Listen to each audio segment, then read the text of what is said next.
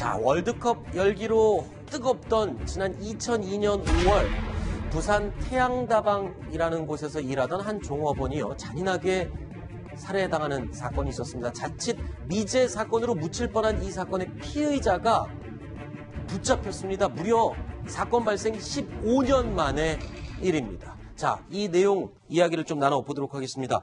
자, 사건이 있었던 그날로 한번 돌아가 볼 텐데요. 2002년 5월 31일 대낮에 부산 어떤 일이 있었던 겁니까? 그렇죠. 당시 이제 21세 피해자인데 5월 21일 오후쯤에 이제 다방에서 종업원을 일하다가 퇴근하고서는 이제 서면에 다녀올게 이렇게 얘기했다는 거예요. 마지막으로 전화 통화를 한 사람의 진술입니다. 뭐 누구누구 어떤 사장을 만나러 서면에 갔다 올게라고 집을 나갔다는데 열흘 동안 연락이 되지 않은 거예요.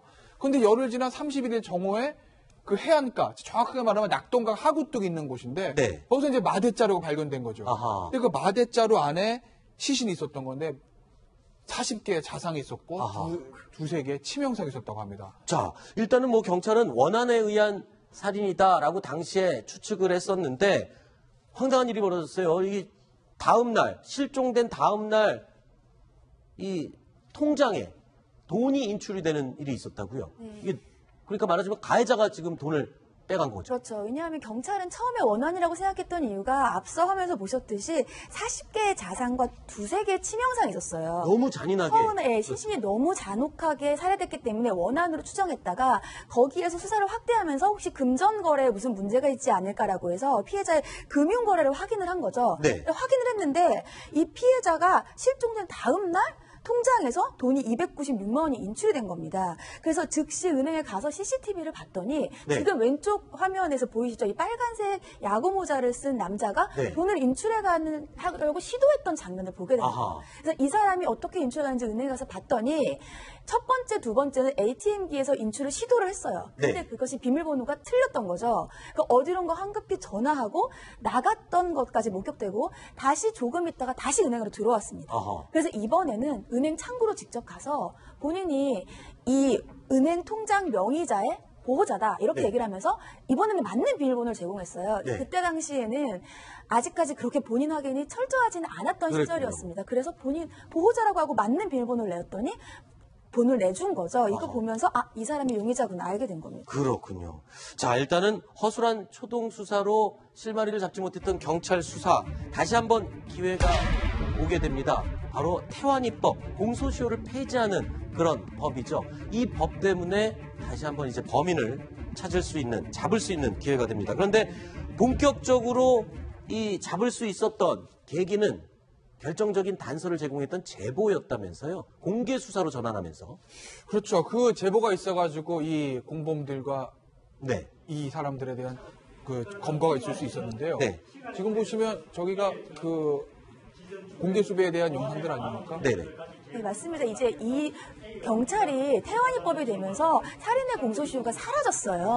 살인에서 살인을 하고 사형을 받을 수 있는 형이 되면 사라졌는데 처음에 이 경찰서에서 가지고 있던 여러 가지 공소시효가 살아난 범죄 중에서 영상을 가지고 있는, 그러니까 피의자의 얼굴을 가지고 있었던 증거가 꽤 많았던 사건이 이 사건이었던 겁니다. 다시 시작을 했는데 처음에는 이제 어떻게 비공개 수사를 할 것인가 공개 수사를 할 것인가 하다가 아무래도 얼굴들이 있으니까 용의자 얼굴들이 있으니까 그리고 시간이 꽤 지났죠. 범죄 혐의도 상당하고 그렇기 때문에 SNS에서 공개로 얼굴을 이제 공개하면서 수사를 진행했는데 그것이 굉장히 좋은 전략이었던 게 용의자들이 있어요. 그 피의자 아까 빨간 모자 쓴 사람 말고 돈을 나중에 적금을 해약하러 두 번째로 해약하러 온 공범들이 있었는데 그 공범 중에 한 사람의 인상착의를 아는 사람이 제보를 함으로써 수사가 급물살을 타게 됐습니다. 그래서 15년 만에 미제 사건이 될 뻔했던 이 살인 사건 범인을 잡게 됐군요. 자, 그런데 범인을 잡고 보니까 황당했습니다. 의외로 범인은 멀지 않은 곳에 숨어 있었다. 그래요. 숨어 있었다고 할까요? 굉장히 가까운 곳에 있었다면서요? 어떻게 된 일입니까? 저 사건의 발생이 2002년 5월이잖아요. 2002년 5월에 발생했죠. 근데 2002년 7월에 미성년자 성매매 알선으로 체포를 했다는 거예요. 이미 경찰에 다른 혐의로 다른 혐의로요. 그때는 이제 구속돼 있지 않고 결국 이제 집행유예를 풀려났는데 2003년에 부녀자 강도강간 혐의로 체포되고 징역 7년 6개월을 선고받고 2014년에 결국 만기 출소를 했다는 것이거든요. 그러면은 이 경찰이 한참 이 사건을 수사할 때 이미 교도소에 수감이 돼 있는 상태였겠죠. 그럼 저 사람에 대한 인적 정보라든지 DNA 정보 이런 것들을 전부 다 경찰이 가지고 있었다는 거죠. 아하.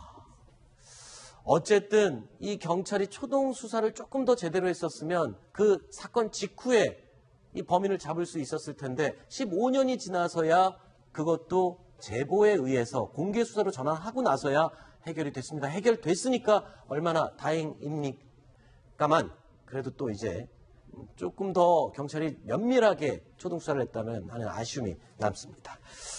알겠습니다. 자, 9번째 소식이 또 준비되어 있습니다. 4위로 꼽은 내용이네요. 확인해 보시죠.